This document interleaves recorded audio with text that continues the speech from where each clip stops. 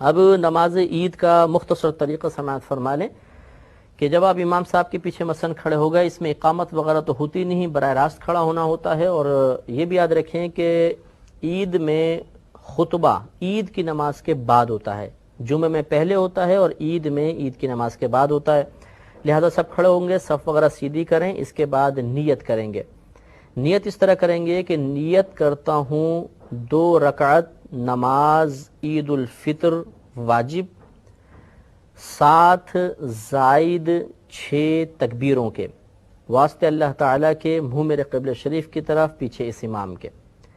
نیت دل کے پختہ ارادے کو کہتے ہیں، آپ دل میں ارادہ کریں گے تب بھی نیت کافی ہے، زبان سے الفاظ ادا کر دینا مستحب ہوتا ہے۔ تو پھر ایک دفعہ سنیں کہ نیت کرتا ہوں 2 رکعت نماز واجب عید الفطر کی 7 زائد 6 تکبیروں کے، واسطے اللہ تعالیٰ کے، منہ میرے قبلہ شریف کی طرف، پیچھے اس امام کے۔ پھر اللہ اکبر کہہ کر ہاتھ باندھ لیں گے۔ یاد رکھیں کہ مقتدی بھی اتنی آواز سے اللہ اکبر کہے گا کہ اپنے کان سنیں گے، اور پھر ثنا پڑھی جائے گی، یعنی سبحانک اللہم و بحمدک۔ ثنا پڑھ کر خاموش ہو جائیں گے۔ اب امام صاحب تکبیر لگائیں گے۔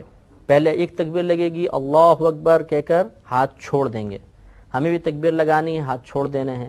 پھر دوسری تکبیر لگائیں گے، پھر ہاتھ چھوڑ دیں گے، پھر تیسری تکبیر لگائیں گے اور ہاتھ باندھ لیں گے۔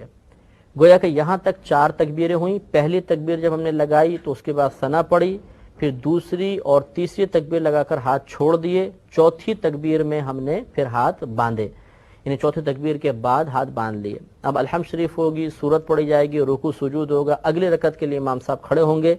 اگلی رکعت میں پہلے قراءت ہوگی، اس کے بعد تکبیرات ہوں گی۔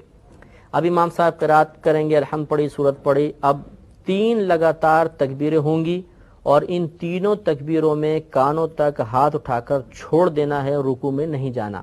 تو اللہ اکبر چھوڑ دیں، پھر اللہ اکبر چھوڑ دیں، پھر اللہ اکبر چھوڑ دیں۔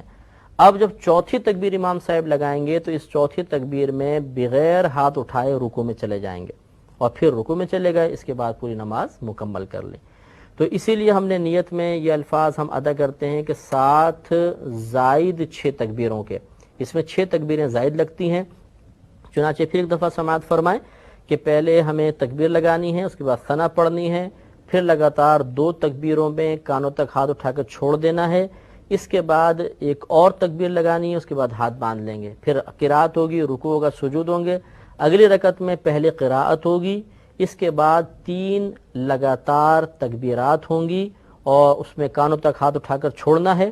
چوتھی تکبیر میں بغیر ہاتھ اٹھائے رکوع میں چلے جانا ہے، اور پھر بقیہ نماز کو مکمل کر لینا ہے۔ نماز مکمل ہو جانے کے بعد خطبہ سننا چاہیے، لیکن فرق یہ ہے کہ جمعے کا خطبہ سننا مطلب واجب ہوتا ہے جمعے میں، بلکہ خود جمعے کی ادائیگی کے لیے شرط ہوتا ہے، اور اس کا خطبہ ادائیگی کے لیے شرط نہیں ہوتا۔ اگر کسی نے خطبہ نہیں بھی پڑھا تو عید کی نماز ہو جائے گی۔ بہرحال خطبہ خوب غور سے سنیں، اور اس کے بعد پھر آپس میں مصافحہ وغیرہ کریں، گلے ملیں، اور اپنے گھر پہ واپس تشریف لے آئیں۔